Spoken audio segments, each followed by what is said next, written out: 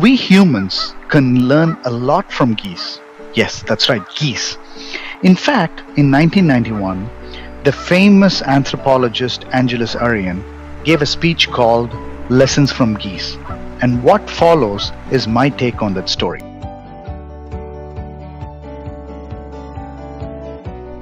It's truly a marvelous sight to see a group of geese flying together in a perfect V formation.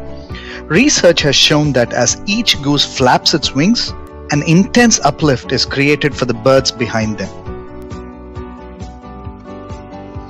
Further studies state that this teamwork adds 71% more flying range compared to a goose flying on its own.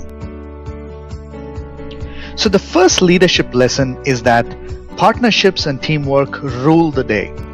Understand that people who share a common direction and sense of community can get where they are going quicker and easier because they're traveling on the thrust of one another.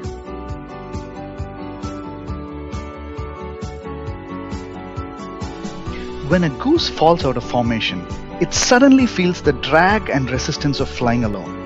It quickly moves back into formation to take advantage of the lifting power of the bird immediately in front of it.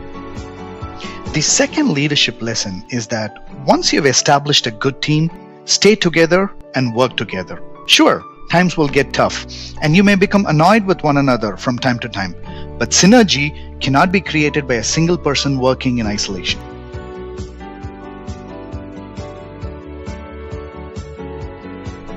If you've ever watched geese fly, you've likely seen that when the lead goose tires, it rotates back into the formation and another goose flies to the point position. The third leadership lesson is that it's important to share the load amongst team members. It pays to take turns doing the hard tasks and sharing leadership. As with geese, people are interdependent on each other's skills, capabilities, and unique arrangement of gifts, talents, or resources.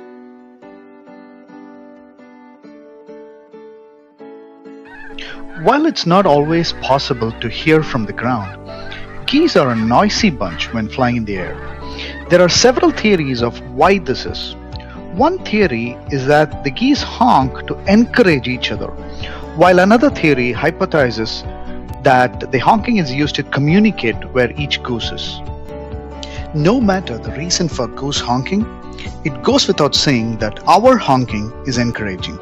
In groups where there is encouragement, the power of encouragement, that is to stand by one's heart or core values and encourage the heart and core of others, is the quality of honking we seek in each team.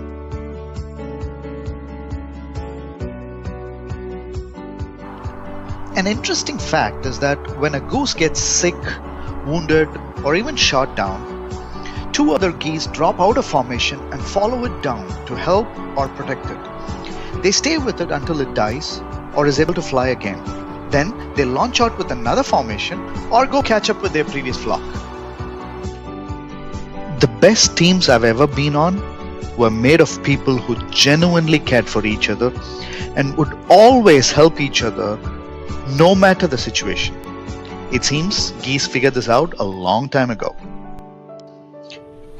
Have you ever seen a gaggle of geese that were either marching in line along the road or even crossing the road, bringing all the vehicles to a screeching halt to make way for one of nature's slowest and most vulnerable species? And the part that is most striking is the way that the geese will be completely oblivious about the impact that they're making. They would just carry on as if they had all the day in the world.